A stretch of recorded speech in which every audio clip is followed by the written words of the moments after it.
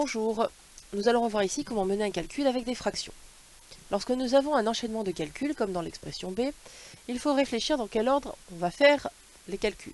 Pour cela, on se réfère aux priorités opératoires. Ces priorités nous disent que les calculs prioritaires vont être ceux qui sont entre parenthèses. Donc là, nous avons effectivement 2 tiers moins 4 cinquièmes qui sont entre parenthèses et 7 sixièmes plus 1 demi qui sont entre parenthèses. Cela signifie que nous allons effectuer ces calculs en priorité. C'est une soustraction et une addition, donc il va falloir trouver un dénominateur commun à 3, 5, pour pouvoir effectuer cette soustraction. On peut donc utiliser un petit tableau. 1 fois 3, 3, 1 fois 5, 5. 2 fois 3, 6. 2 fois 5, 10. 3 fois 3, 9. 3 fois 5, 15. 4 fois 3, 12. 4 fois 5, 20. 5 fois 3, 15. 5 fois 5, 25. Et là, donc, on voit dans notre tableau que on a obtenu un multiple commun à 3 et à 5. Il s'obtient en faisant 3 fois 5 et 5 fois 3. Notre première étape va être de réduire au même dénominateur 2 tiers et 4 cinquièmes.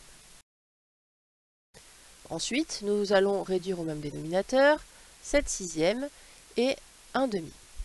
Alors l'avantage, c'est que là, 6, c'est un multiple de 2. Donc ça va être plus rapide.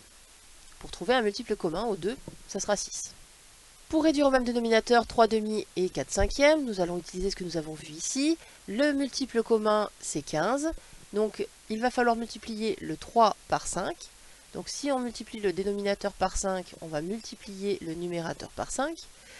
Ici, il va falloir multiplier le dénominateur par 3 et donc multiplier le numérateur par 3 pour garder des fractions qui sont égales à nos fractions de départ. Ici, nous avons vu que 6, il est dans la table de 2, c'est un multiple de 2. Il suffit de multiplier 2 par 3 et on obtient 6. Donc si nous multiplions le dénominateur par 3, nous multiplions aussi le numérateur par 3 pour conserver une fraction égale à 1 demi. Lorsque nous avons fait cette étape, eh bien, nous allons pouvoir effectuer les soustractions et les additions. Nous aurons à effectuer donc 10 quinzièmes moins 12 quinzièmes. Et nous allons le multiplier à 7 sixièmes plus 3 sixièmes.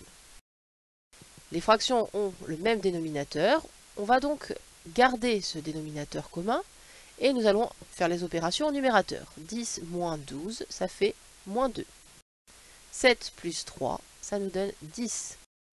Une fois que nous avons fait ceci, on doit multiplier les deux fractions. C'est-à-dire qu'il va falloir commencer par regarder le signe du produit. On voit qu'il y a un seul facteur négatif, donc le signe du produit ce sera négatif. Et ensuite on va multiplier les numérateurs ensemble et les dénominateurs ensemble. On va avoir 2 fois 10 au numérateur et 15 fois 6 au dénominateur. Avant d'effectuer ces produits, nous allons regarder s'il est possible de faire des simplifications. On voit que 2 et 6 vont être dans la même table. Ils sont tous les deux dans la table de 2.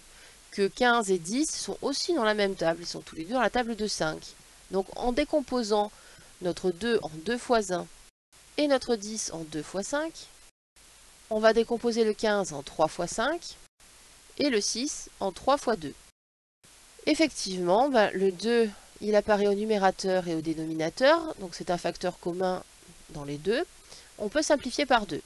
Le 5 apparaît aussi comme facteur au numérateur et au dénominateur, donc on va pouvoir simplifier par 5.